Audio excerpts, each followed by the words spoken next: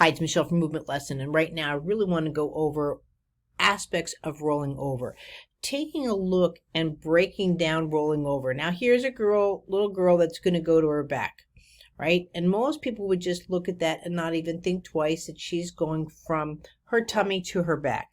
And then she's coming around and then she's going to go from her back to her tummy. We see this as a successful rolling over. And in most aspects it is, but I really want to break it down how to make it better and what to look for. First of all, now she's actually falling, right? All of her rolls going out of the position, she's falling, right?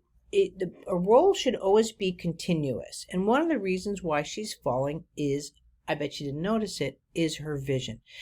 Coming back to where she's at, if we really start breaking down her movements, and she's a happy little girl, she's adorable. A child like this is really going to get overlooked. But first of all, what you want to look at, she has one eye out of alignment. A lot of people will tell you that this is typical. It can be, but it also might not be. This might be due to an astigmatism, meaning that inside the eye, right? And they're very hereditary, where you have the astigmatism and it's just starting to pull her eye in just a little bit. You can see this right now if you look right here in her left eye, right? Her left eye wants to come in and pull in. So she does not have binocular vision, and she doesn't have, or it'll be weak, convergence. That convergence is really important. When you look at a child and they're starting to move like she is, right? Now what's happening is when she goes to roll over too, this is where the fall is coming from. Her eyes are not going with this. Her eyes are now starting to look up and away. And when she's looking away, she's also coming away from her body. And she's right here. She's at a point where she's going to fall over.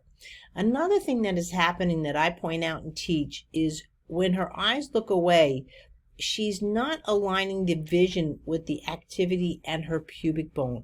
If you watch too, also here in her, where she's moving, right, she's coming out of it. It's not aligning at all with the pubic bone. And so when she's coming down, she falls, and where is her eyes again? Her also too, you're seeing the appendages come away. I'll speed this up so you can see this again in normal. So here she is, she's going to start rolling again. And what she's doing, boom, see, she falls. That is a fall. We don't think much of it. She's a little munchkin, no big deal, and she can get out of it. So we think that she'll eventually figure it out. But at some point too, she risks being too large and she goes to roll over and she falls. That's going to hurt. Right now she's on the bed and it's one thing, right? She's on a soft area and she's playing with it. I'm not worried about her cognitive development. However, the movement development is going to take precedence in her work. And that's what you want to realize when you're doing this.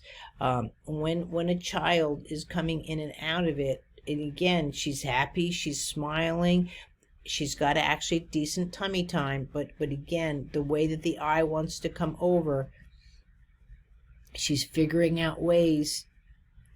So again, you can see the vision there. It's hard for her to go through it. And again, here she's taking her eye off the prize, and then she comes into focus. But again, that see, you can really see that fall. Again, her appendages go away from her. What happens there? It's very hard for her to continue playing with an object, to continue concentrating on something. These are things you really want to work on. They're quite simple to fix. First of all, you're going to make sure that she has a good eye report. Take her to an ophthalmologist, an eye doctor, to make sure again that the astigmatism, because you can see it is there quite readily, right? It's the eye alignment is there. It is subtle. Again, you can see here again where there's strains in it, and you want to just rule out that the eyes don't need to be addressed either with a light patching program, glasses, something like that help her visual acuity. You'll only know this when you get an examination, right? Maybe light patching is going to be recommended to strengthen the eye muscle, but you can't strengthen the astigmatism. So astigmatism and what's called the strabismus are two different things. The astigmatism happens inside the eye. and the strabismus happens outside the eye. These are things that you need to learn about with your child with rolling over, but I can't stress enough too that help is available. The rolling over course or the tummy time course, what you need to do, and if you don't know how to go to an ophthalmologist, it's a great free course, Vision in Your Child, and it helps you out because it has tips to have a successful eye appointment.